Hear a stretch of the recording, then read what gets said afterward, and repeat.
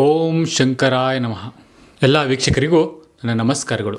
ವೀಕ್ಷಕರೇ, ಇವತ್ತಿನ ಈ ಒಂದು ಸಂಚಿಕೆಯಲ್ಲಿ ನಾನು ನಿಮಗೆ ತಿಳಿಸ್ಕೊಡುವಂತಹ ಒಂದು ವಶೀಕರಣ ತಂತ್ರ ಯಾವುದು ಅಂದರೆ ಸ್ತ್ರೀ ಹಾಗೂ ಪುರುಷ ವಶೀಕರಣವನ್ನು ಮಾಡೋದು ಹೇಗಂತ ತಿಳಿಸ್ಕೊಡ್ತಾ ಇದ್ದೀನಿ. ಒಂದು ಸುಲಭವಾಗಿ ಮತ್ತು ಒಂದು ಸರಳವಾದ ರೀತಿಯಲ್ಲಿ ಸ್ತ್ರೀ ಮತ್ತು ಪುರುಷ ವಶೀಕರಣ ಮಾಡೋದು ಹೇಗಂತ ತಿಳಿಸ್ಕೊಡ್ತಾ ಇದ್ದೀನಿ.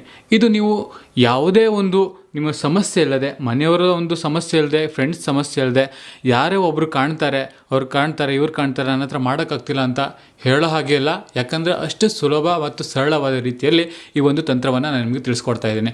ಹಾಗೂ ಈ ಒಂದು ತಂತ್ರವನ್ನು ಮಾಡಬೇಕಾದ್ರೆ ಯಾವುದೇ ರೀತಿಯಾಗಿ ಯಾವುದೇ ಒಂದು ಕೆಟ್ಟ ಆಲೋಚನೆ ಮನಸ್ಸಲ್ಲಿ ಇಟ್ಕೊಂಡು ನೀವು ಮಾಡ್ತೀನಿ ಅಂತ ಹೇಳಿದ್ರೆ ಇದು ಖಂಡಿತವಾಗ್ಲೂ ನಿಮಗೆ ಫಲ ನೀಡುವುದಿಲ್ಲ. ವೀಕ್ಷಕರೇ, ನೆನಪಿರಲಿ, ಯಾವುದೇ ಒಂದು ಕೆಟ್ಟ ಆಲೋಚನೆ ಮನಸ್ಸಲ್ಲಿ ಇಟ್ಕೊಂಡು ನೀವು ಮಾಡ್ತೀನಿ ಅಂದರೆ ಫಲ ನೀಡುವುದಿಲ್ಲ.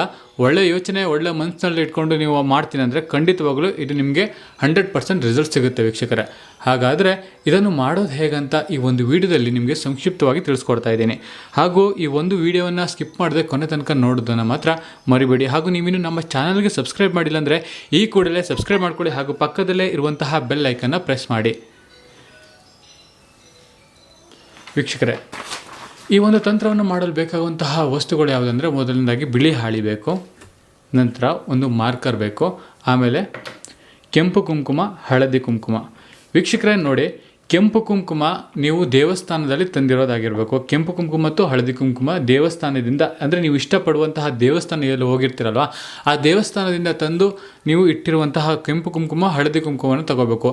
ಒಂದು ವೇಳೆ ತಂದಿಲ್ಲ ಅಂದರೂ ಪರವಾಗಿಲ್ಲ, ದೇವರ ಮನೆಯಲ್ಲಿ ಇರುವಂತಹ ಕೆಂಪು ಕುಂಕುಮ, ಹಳದಿ ಕುಂಕುಮವನ್ನು ತಂದಿಟ್ಕೊಂಡ್ರೆ ಸಾಕಾಗ್ತದೆ. ವೀಕ್ಷಕರೇ, ಹಾಗಾದರೆ ಬನ್ನಿ ಇದನ್ನು ಮಾಡೋದು ಹೇಗೆ ಅಂತ ತಿಳಿಸ್ಕೊಡ್ತೀನಿ. ಮೊದಲನೇದಾಗಿ ಈ ರೀತಿ ಚೌಕಾಕಾರ ಹಾಕೋಬೇಕು.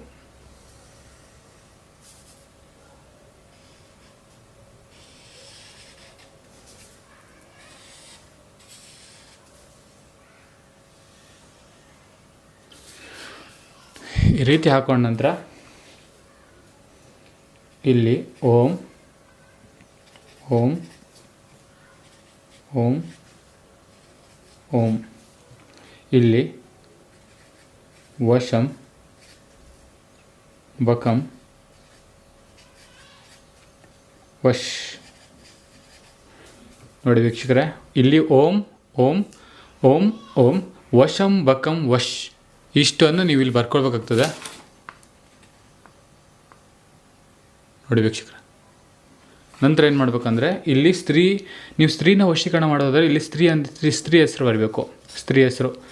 ಇಲ್ಲಿ ಪುರುಷ ಹೆಸರು ಬರಬೇಕು. ಒಂದು ವೇಳೆ ಇಲ್ಲಿ ನೀವು ಪುರುಷನ ವಶೀಕರಣ ಮಾಡಬೇಕಂದ್ರೆ ಇಲ್ಲಿ ಪುರುಷರ ಹೆಸರು, ಇಲ್ಲಿ ಸ್ತ್ರೀ ಹೆಸರು ಬರಬೇಕಾಗ್ತದೆ. ವೀಕ್ಷಕರ ನೆನಪಿರಲಿ, ಸ್ತ್ರೀ ವಶೀಕರಣ ಮಾಡಿದ್ರೆ ಇಲ್ಲಿ ಸ್ತ್ರೀ, ಇಲ್ಲಿ ಪುರುಷ ವಶೀಕರಣ ಮಾಡಿದ್ರೆ ಇಲ್ಲಿ ಪುರುಷ, ಇಲ್ಲಿ ಸ್ತ್ರೀ ಅಂತ ಬರಬೇಕಾಗ್ತದೆ. ವೀಕ್ಷಕರೇ, ನಂತರ ನೀವು ಏನು ಮಾಡಬೇಕು ಅಂದರೆ ಇಲ್ಲಿ ಈ ಒಂದು ಕುಂಕುಮವನ್ನು ತೆಗೆದುಕೊಂಡು 3 ಬಾರಿ ವಶಂ ಬಕಂ ವಶಂ ಅಂತ ನೀವು 3 ಬಾರಿ ಚಿಮಿಸ್ಬೇಕು. ಪ್ರೋಕ್ಷಣೆ ಮಾಡಿದ ನಂತರ ಹಳದಿ ಕುಂಕುಮಲ್ಲಿ ವಶಂ ಬಕಂ ವಶ್ ಅಂತ ನೀವು 3 ಬಾರಿ ಹೇಳಬೇಕು. ಈ ರೀತಿಯಾಗಿ ನೀವು ಎಷ್ಟು ಬಾರಿ ಅಂತ ಹೇಳಿದ್ರೆ 51 ಬಾರಿ ನೀವು ಹೇಳಬೇಕು.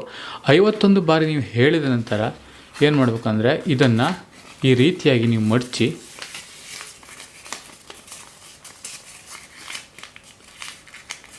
ನಿಮ್ಮ ತಲೆದಿಂಬಿನ ಕೆಳಗಡೆ ಇಟ್ಕೊಳ್ಬೇಕು. ಎಷ್ಟು 3 ದಿನಗಳ ಕಾಲ ನಿಮ್ಮ ತಲೆದಿಂಬಿನ ಕೆಳಗಡೆ ಇಟ್ಕೊಳ್ಬೇಕು. ನಂತರದ ಅವಧಿಯಲ್ಲಿ ಇದನ್ನು ತೆಗೆದುಕೊಂಡು ಹೋಗಿ ಯಾವುದಾದ್ರೂ ಒಂದು ಬಟ್ಟೆಯಲ್ಲಿ ಅಥವಾ ಬಳ್ಳಿಯಲ್ಲಿ ಒಂದು ಕಪ್ಪು ದಾರದಲ್ಲಿ ಕಟ್ಟಿ ನೀವು ಯಾರನ್ನ ಇಷ್ಟಪಟ್ಟಿರ್ತೀರಲ್ಲ ಆ ಒಂದು ವ್ಯಕ್ತಿಯ ಮನೆ ಹತ್ತಿರ, ಅಂದರೆ ಒಂದು ಅರ್ಧ ಕಿಲೋಮೀಟ್ರ್ ಅಥವಾ 1 ಕಿಲೋಮೀಟರ್ ಅಂತರದಲ್ಲಿ ಅವ್ರ ಮನೆ ಹತ್ತಿರ ಎಲ್ಲಾದರೂ ಇದನ್ನು ಹೋಗಿಬಿಟ್ಟು ಬರಬೇಕಾಗ್ತದೆ.